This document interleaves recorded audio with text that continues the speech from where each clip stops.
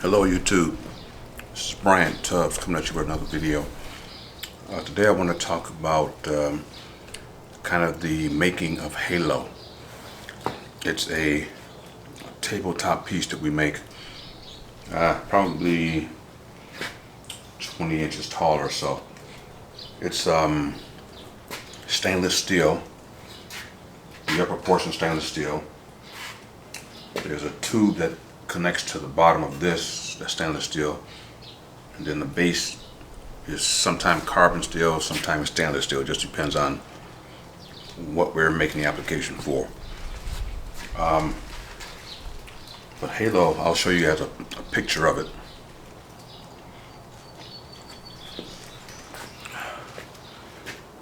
This is what Halo looks like. This is the front side of it. Hope you guys can see that. Then this is the back side of it.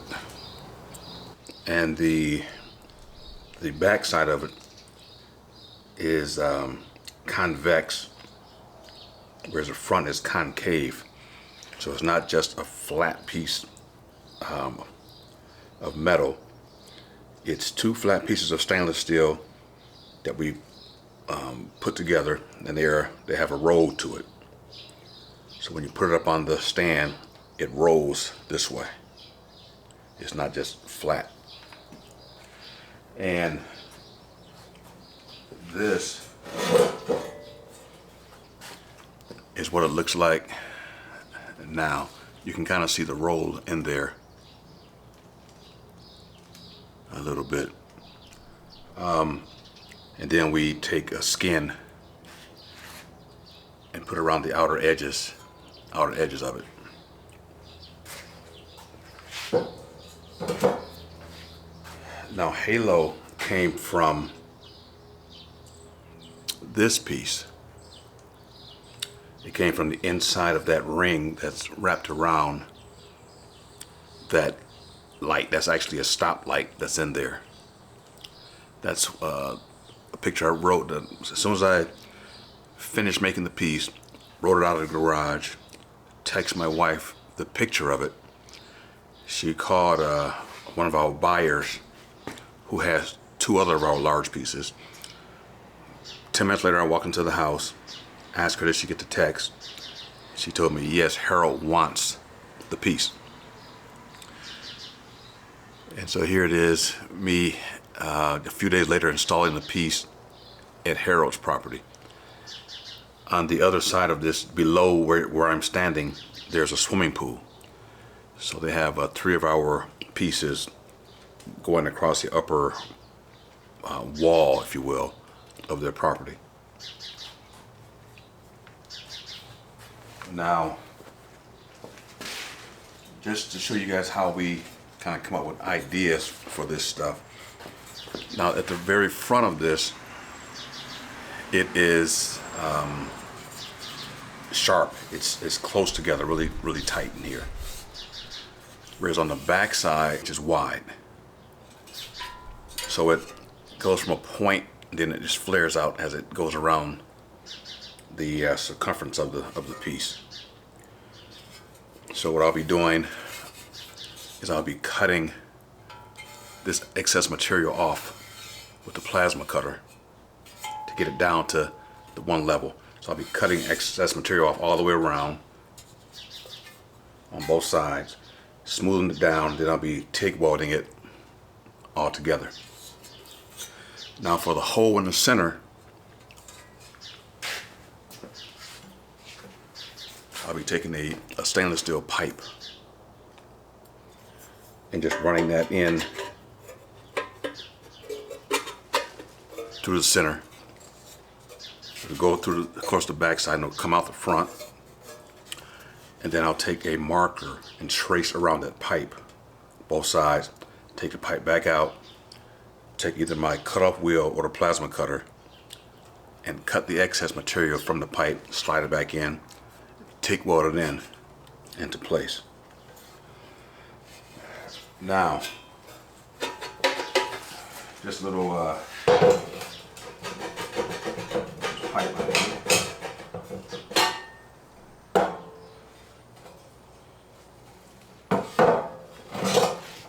Now to reserve material, this piece came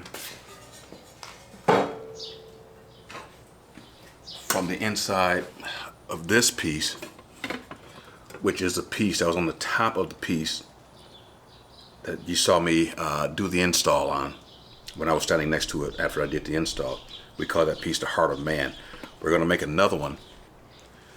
I wanted an inch thickness all the way around so that the stop light would lay in there, because the outer rim of the stoplight is 11 inches.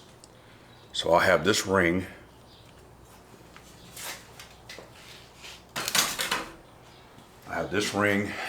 front and back, another piece that will be a skin for the outer like I did this one, and then on the inside I'll have another skin on each side of the stoplight, the stoplight.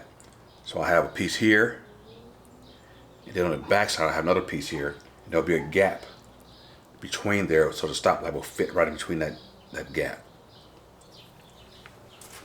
So to save on material, I cut this out. It was one solid piece. Then I just needed that 1-inch ring. So as opposed to just wasting the material, I used the inside of this to make this. There was 2 of these, so I cut both out, and now there's one on the front, one on the back. That's how you use your material, because this is 11 or 12 gauge stainless steel, not cheap.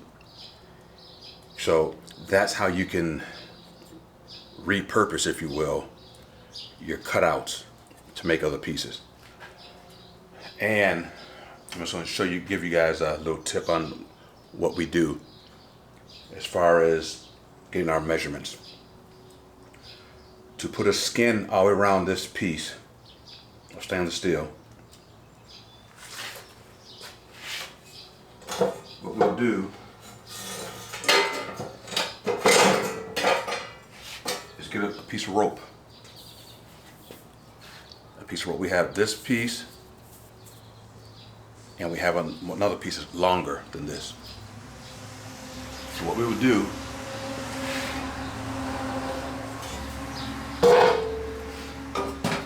is lay this piece flat on something. Take our rope, wrap it all the way around the perimeter.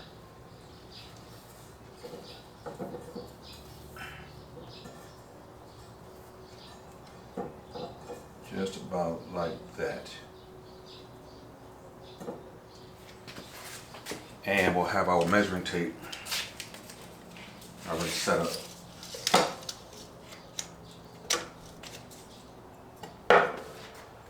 We will take it, wrap it around. We'll go end to end. The end of this side of the tape, and we'll find the other end. We'll match it up right there. I'll take my finger and I'll mark it where the 2 pieces of rope met. Take it off, lay it on my tape measure,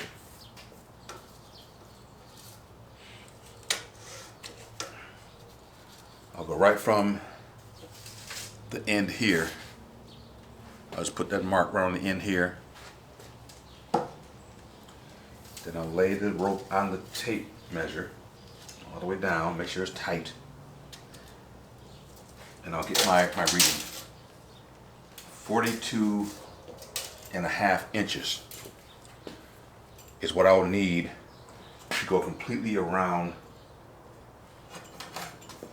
this ring. 42.5 inches. And just to be on the safe side, you can go 43 inches, just in case you made a mistake somewhere. But 42.5 or 43 inches. I will take my measuring tape, lay it on the sheet of stainless steel, go from the end, measure out to 42.5, 43, put my mark. Then I will take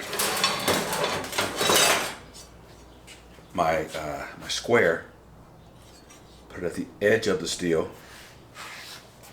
Like say for example, this piece. I'll put my square on it and I'll mark in 3 inches, put a mark there, and I'll go further down the piece and put another mark, maybe 2 or 3 marks, this depends. Just when I take my my straight edge, I'll have 3 or 4 marks to lay my straight edge against. Then I'll line my plasma cutter up with those marks and my straight edge, make the 3 inch wide cut at 42.5 inches. Take my grinder, just grind the edge smooth. Any rough spots, I'll just grind that smooth.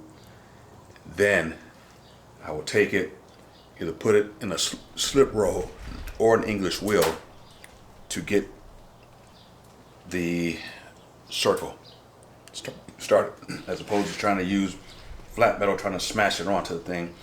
We'll already get a pre-bend in it, get a nice radius, and then we just take that, like I did here, just lay it on there, and it's already has a shape to it.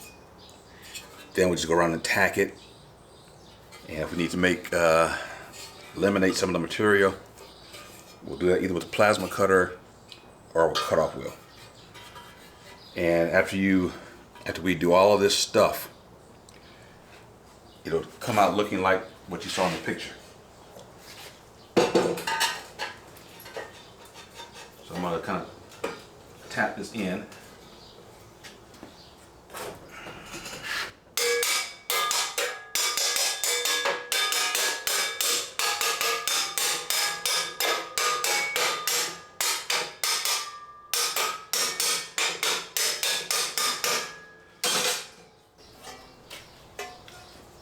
So this is what Halo starts out looking like this.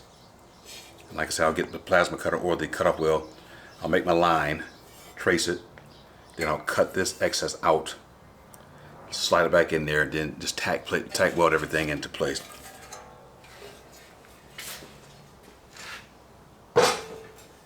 And now, for the base of Halo,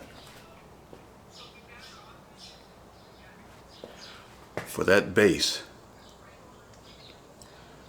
I have it's probably, I don't know, 4.5, 5 inches in height, and whatever the diameter of that pipe is, we'll use that. And then we'll put a cap on that pipe, and then I have an extension that comes up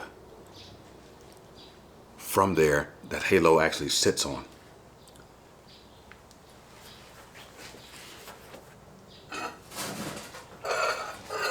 And this is what it looks like, starts out looking like.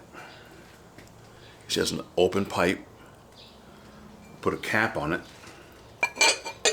Tig weld that on. Put the collar on. Tig weld that on.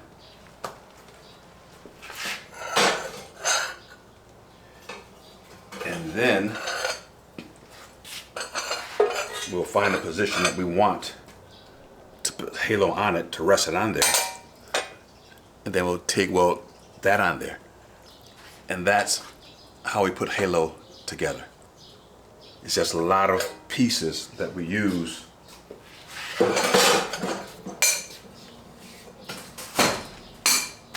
to go from that stuff, all those pieces, to this piece.